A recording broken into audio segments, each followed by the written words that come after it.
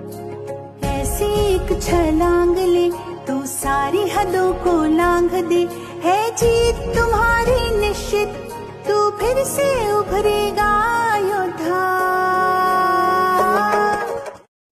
नमस्कार, माझे नाव कोमल संतोष पोकळे. मी निंबोडी अहिल्यानगर या गावातून आहे आणि मी अमृत कंपनीतून आरोग्य सल्लागार म्हणून काम करते. मी ह्या ताईंना 15 दिवसापूर्वी हे अमृत ज्यूस दिलं होतं. तर त्या बाळाला खूप त्रास होत होता, त्याचं पोट फुगायचं, त्याला लघवीला त्रास व्हायचा आणि त्या कारणाने तो शाळेत पण जात नव्हता. तर मग ह्या ताईंना ह्या अमृत ज्यूस बद्दल माहिती सांगितली, तर त्यांनी ते औषध घेतलं.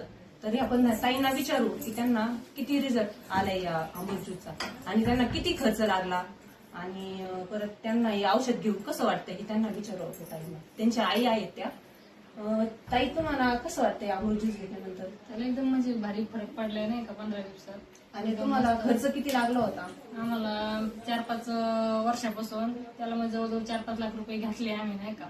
म्हणजे नगर मधले अख्खे दवाखान्यात आम्ही सगळे म्हणजे बघितले, पण त्याला काही फरक पडत नव्हता. आणि मग आता तो शाळेत जातो? आता शाळेत जातोय मस्त आणि जेवतोय सगळं पद्धतशीर सगळं चालू. तुम्हाला कसं वाटतंय अमृत ज्यूस घेतल्याबद्दल? भारी वाटते, सगळ्यांनी घ्यायला पाहिजे. हा.